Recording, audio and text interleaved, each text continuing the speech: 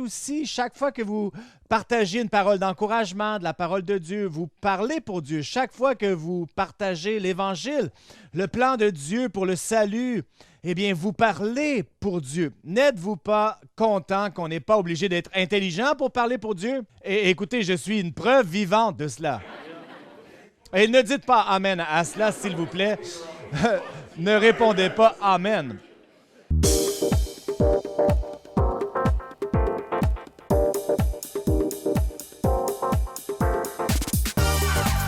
Bienvenue à l'Église du Rocher de Winnipeg.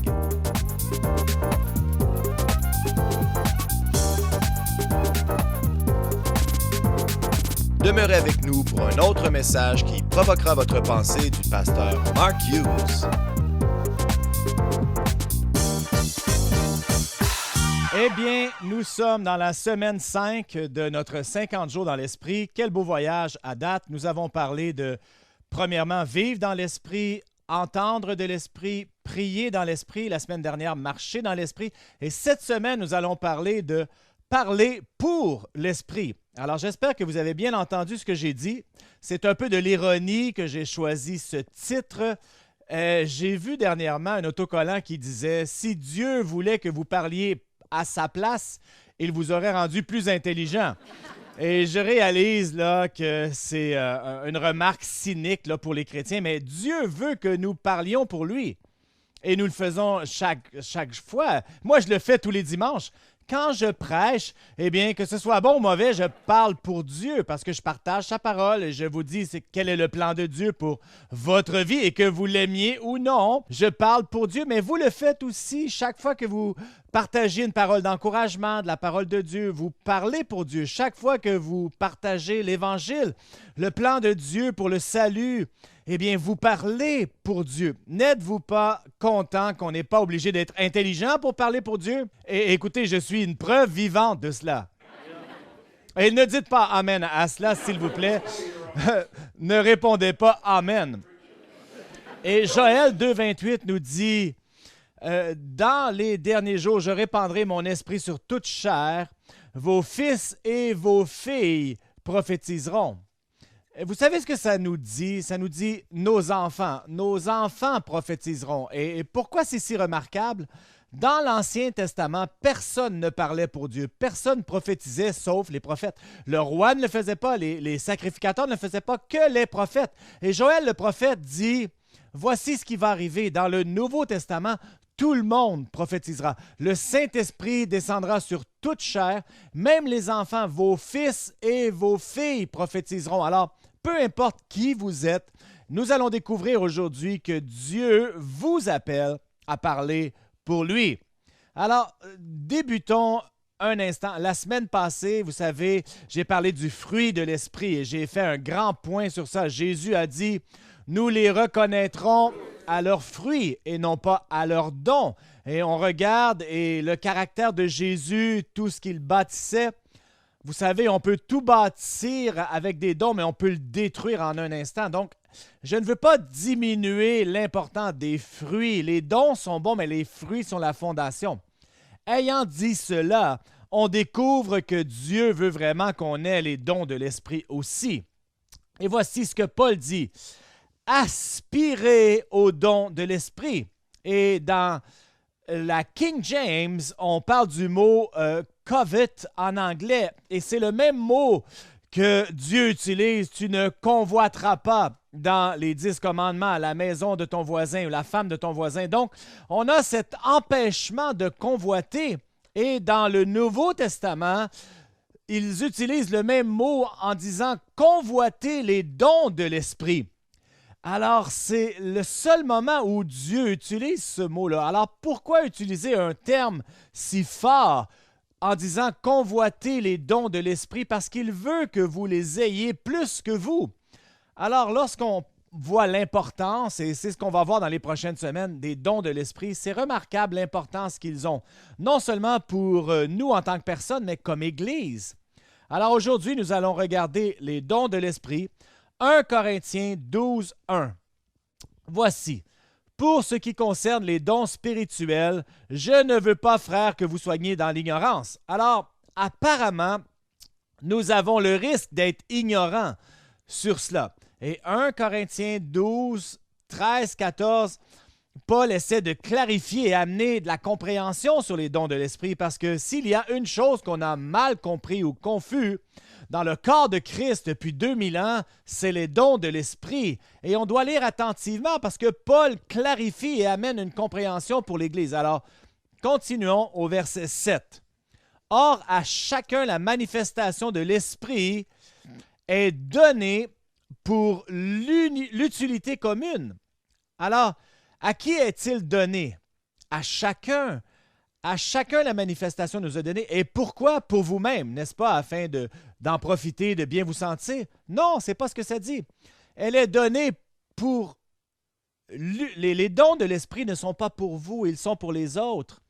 Et c'est pour ça qu'on peut les convoiter, parce qu'on ne les convoite pas pour nous-mêmes, mais plutôt pour l'Église. Alors il continue au verset 8. En effet, à un est donné par l'Esprit une parole de sagesse, à un autre une parole de connaissance selon le même Esprit, à un autre la foi par le même Esprit, à un autre le don des guérisons par le même Esprit. Comprenez-vous un thème ici, là? À un autre le don d'opérer des miracles, à un autre la prophétie, à un autre le discernement des esprits, à un autre la diversité des langues, à un autre l'interprétation des langues. Un seul et même Esprit opère toutes ces choses, les distribuant à chacun, en particulier comme il le veut. Qui le veut? L'Esprit. Donc, nous ne choisissons pas quel don nous allons fonctionner. Le Saint-Esprit le décide et il les distribue comme il le veut, dépendamment de la situation. Alors, Paul nous aide ici. Il nous dit, voici différents dons, 9 dons spirituels, il les liste, et ensuite, il nous dit, voici ce que nous voulons pour vous. Alors, ce qu'on a fait ici pour clarifier un peu cela, on a défini en 3 groupes. D'autres font cela aussi. Il y a les dons de la parole, la prophétie, les langues, l'interprétation. Les dons de révélation, le don de révélation, la sagesse, la connaissance. Et on va voir les 9 dons là, dans les 3 catégories, mais aujourd'hui, nous allons voir les dons parlés. Et premièrement, je veux parler là, de la prophétie, les langues et l'interprétation. Paul nous dit que c'est la même chose. Les langues et l'interprétation ensemble sont égales à la prophétie. Donc, je vais passer presque tout mon temps aujourd'hui sur la prophétie, mais sachez que ce que je dis pour la prophétie, c'est bon pour les langues et l'interprétation. C'est juste une autre méthode de donner dans différentes circonstances où c'est nécessaire, mais ça fait la même chose que la prophétie. Donc, gardez cela en tête et vers la fin, je vais parler un peu brièvement des langues et de l'interprétation. Mais parlons de la prophétie.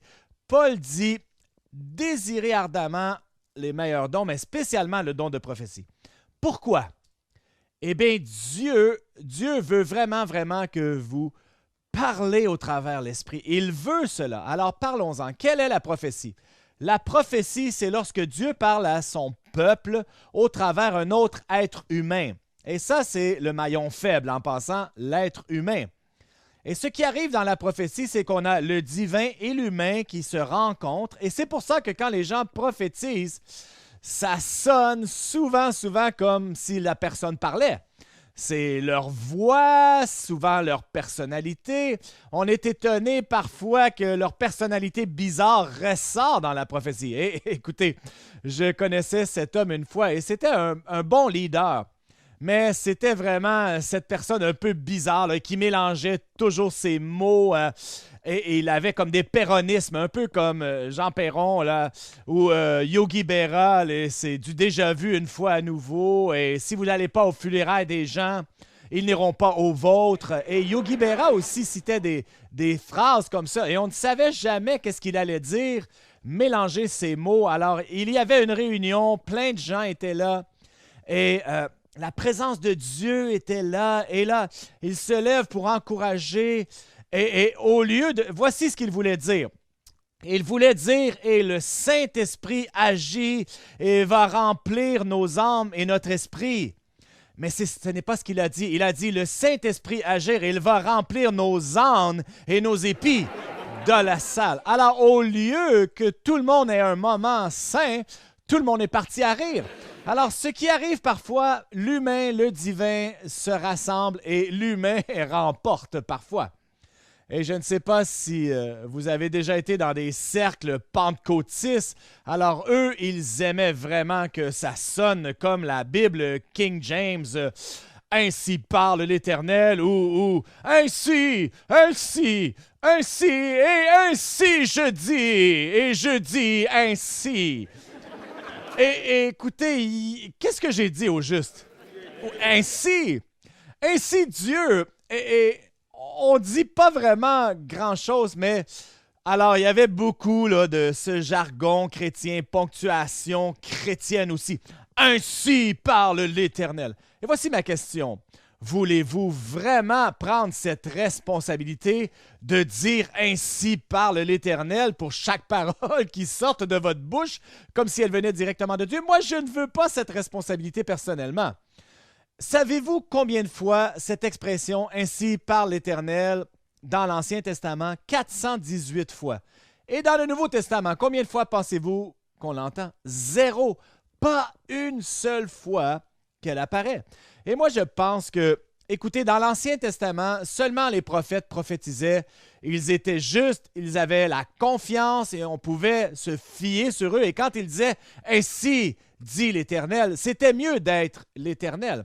Dans une réunion, une femme s'est levée debout et elle a dit « Ainsi parle l'Éternel ». Comme il a mouillé pendant 40 jours et 40 nuits dans les jours de Moïse. « Oups, dit l'Éternel, je veux dire Noé. » Ah oui? Sérieusement, oups, dit le Seigneur. Tu dis oups, dit le Seigneur. Tu mets ça sur le dos de Dieu. Écoutez, moi, je ne veux pas ce niveau de responsabilité.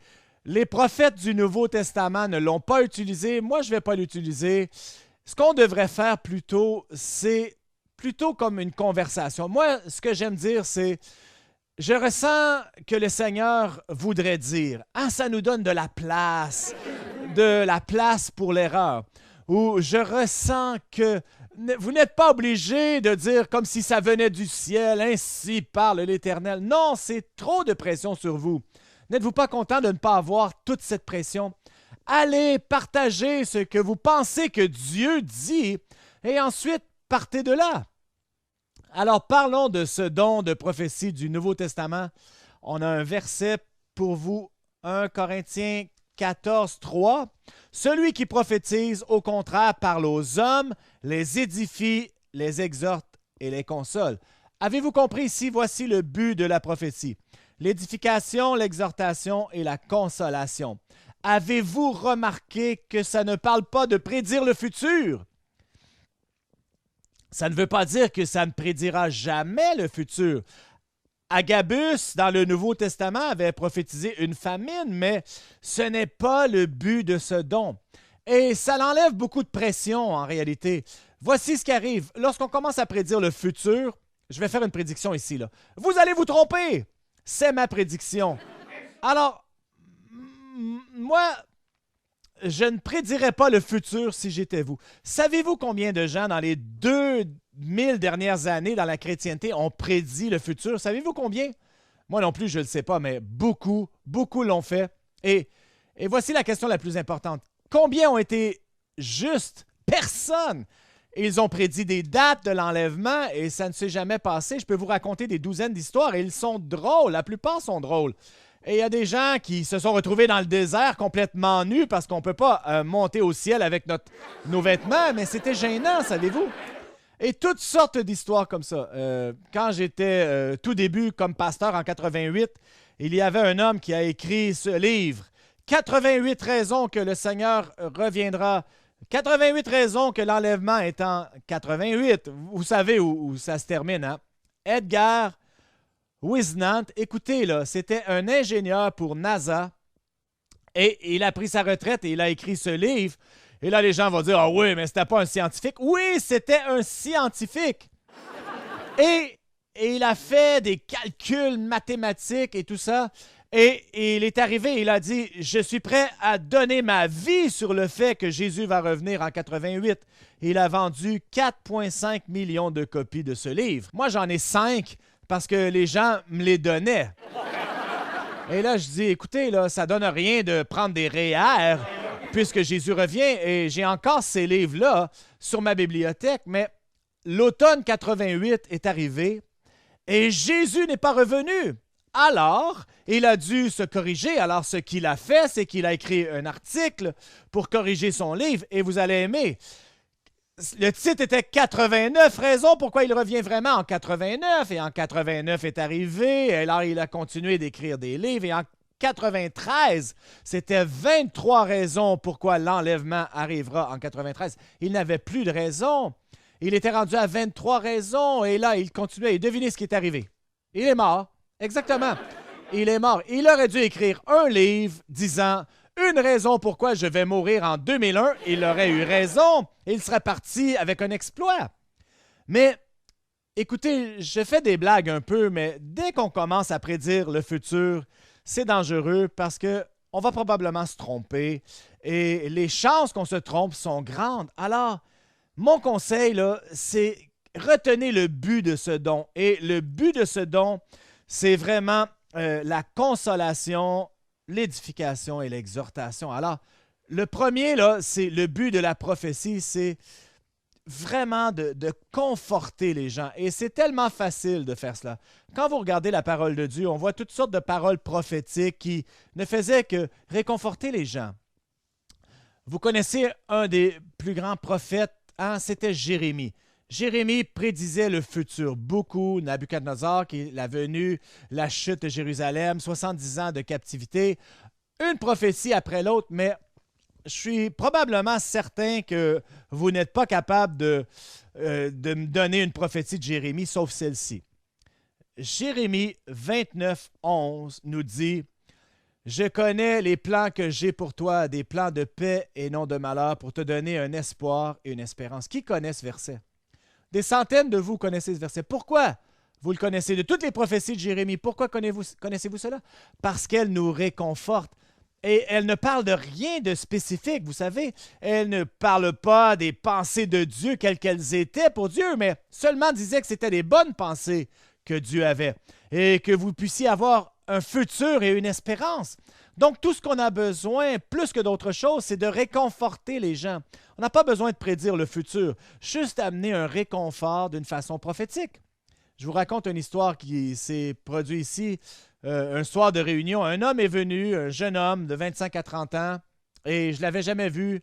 Et j'ai dit, tu veux qu'on prie? Il dit, oui, j'aimerais que vous priez. J'ai perdu mon travail, je suis découragé.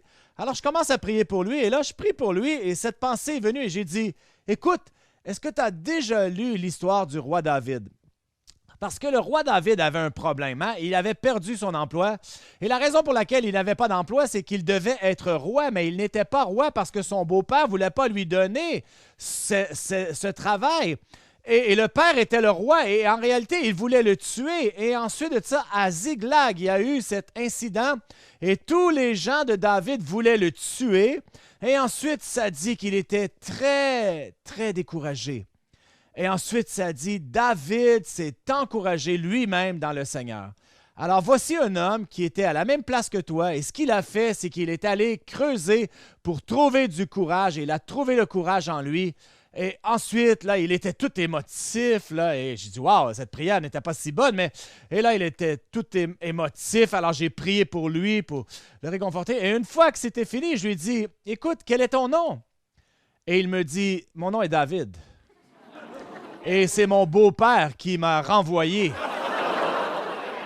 Alors, écoutez, ça ne fonctionne pas toujours comme ça, mais cette fois-là, oui. Ah ouais! Chut! Aouh!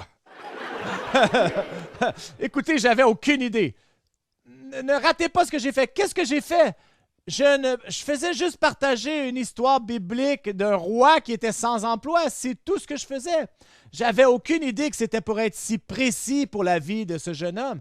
Alors, je lui ai amené du réconfort. Il avait la difficulté et Dieu a fait le reste. Alors, le premier but de la prophétie, c'est de réconforter. Ensuite, c'est édifier. Et je parle beaucoup de ce mot. Hein. D'édifier, ça veut dire de renforcer, d'encourager. Et s'il y a un moment où les gens ont besoin d'être édifiés, c'est maintenant.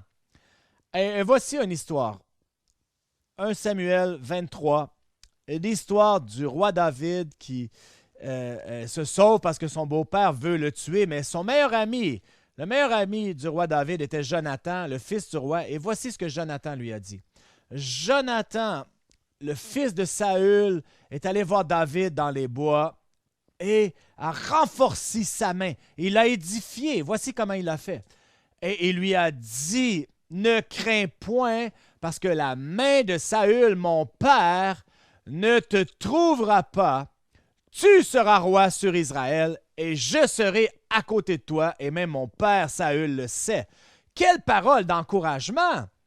Écoutez, ça l'a encouragé, c'est sûr, et allez voir l'histoire. David s'est relevé de son découragement, et le fils du roi, Jonathan, était de son côté. Je vais être avec toi, je vais être de ton côté, et même mon père le sait que ça va se passer. Est-ce qu'il prophétisait? C'était pas un prophète, mais ce qu'il faisait, c'est qu'il déclarait des paroles d'édification à son ami. Et c'est exactement ce que son ami avait besoin. Et notre monde a besoin de ça. Donc, ça l'amène du réconfort, de l'édification. Et la dernière chose, c'est l'exhortation. Et l'exhortation, c'est le mot le plus fort.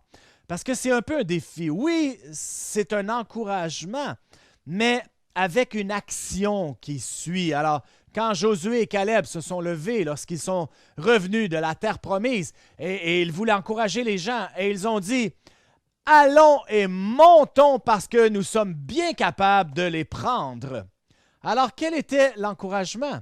L'encouragement, c'est que nous sommes capables de les prendre, mais l'exhortation, « Allons et montons. » Il y avait un défi, il y avait une action nécessaire. Donc, parfois, ce qui arrive, c'est lorsque les gens prophétisent, il y a ce défi à faire quelque chose, à agir, et on doit écouter parce que peut-être Dieu vous parle.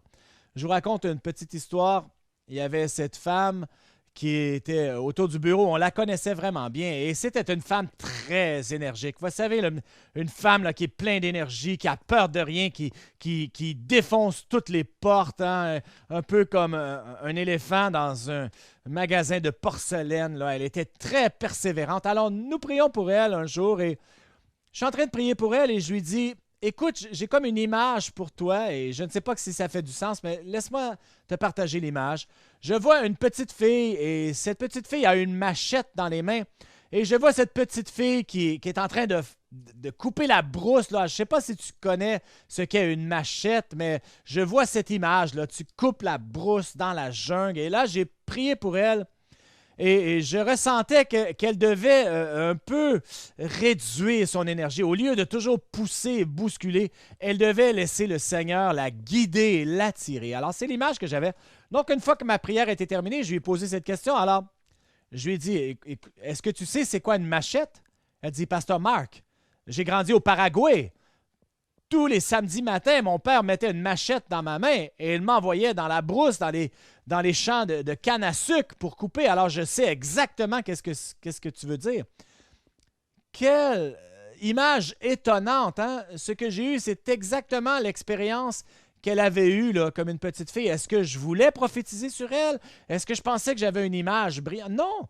Je partageais l'impression que j'avais et c'était exactement ce qu'elle avait besoin en ce moment-là, d'une façon qui lui a communiqué exactement ce qu'elle était.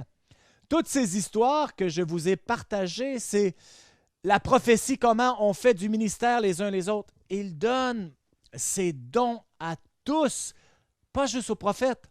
Alors ça, c'est la prophétie. Facile, tout le monde peut le faire, réconforter, édifier, exhorter. Et je vais prendre quelques instants pour parler des langues et de l'interprétation des langues. Les langues et l'interprétation, pas de prier en langue, mais de parler en langue dans un lieu public, si vous voulez, ou dans une réunion. Paul dit que s'il y a un parler en langue, ça devrait être interprété.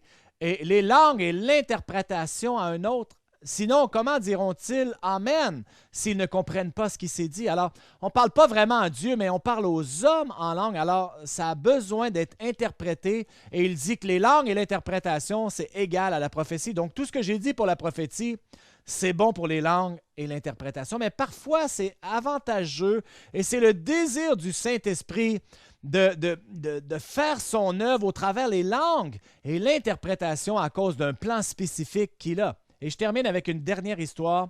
Ça s'est produit ici dans l'Église. On avait cet homme, il travaillait à la maison Inuit, et c'est où les gens du territoire du Nord-Ouest vont venir, les Inuits, et ils vont rester ici lorsqu'ils ont des soins médicaux.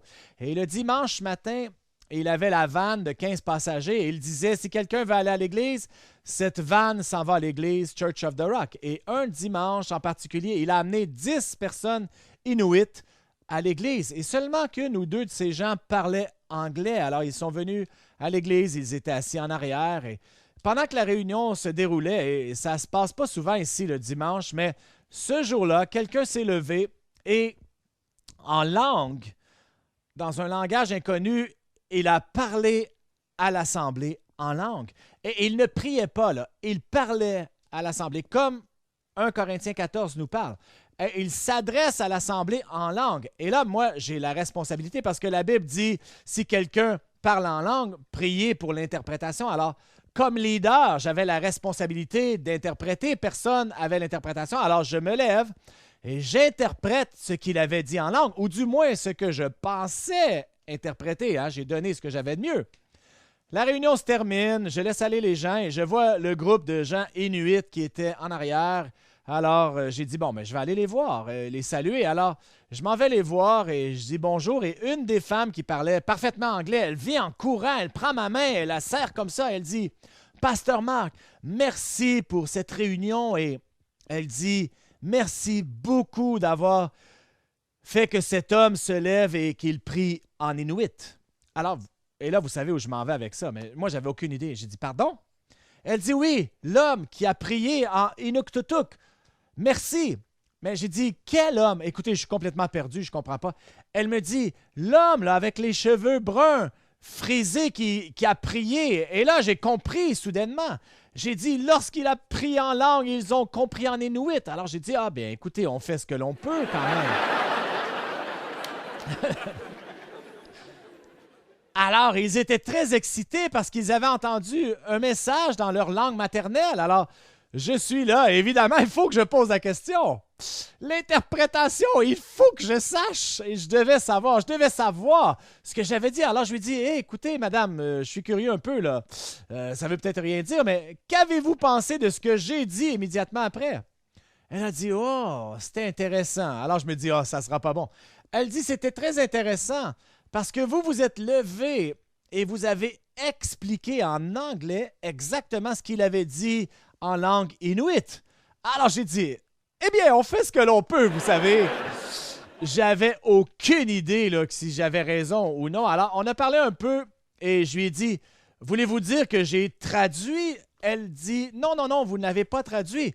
Vous avez expliqué en anglais ce qu'il avait dit en inuit. Et là, j'ai compris soudainement que ce n'est pas le don des langues et de la traduction, mais des langues et l'interprétation. Et ce que j'ai fait, c'est que j'avais interprété par l'Esprit. J'avais aucune idée de ce que je disais. J'ai fait de mon mieux. Et ce qui est arrivé ce jour-là, Dieu a tellement aimé ces gens pour les visiter dans cette réunion, leur parler dans leur langue maternelle. C'est le genre de Dieu que nous servons. Alors, vous comprenez à quel point les dons sont importants pour nous. Aspirer aux dons les meilleurs, mais spécialement la prophétie. Il dit, tous peuvent prophétiser. Nous pouvons tous le faire. Et qu'est-ce qu'on fait quand on prophétise? On amène le réconfort, l'édification, l'exhortation. On peut tous faire ça. On doit aspirer à ces dons. On doit aller de l'avant et vous allez voir vous-même en train de parler pour l'Esprit.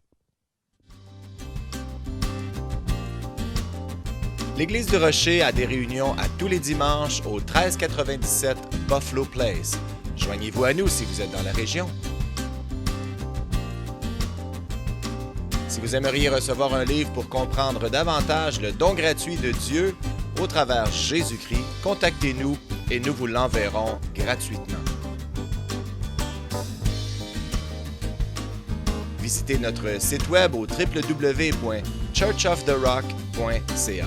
Merci d'avoir été avec nous et que Dieu vous bénisse.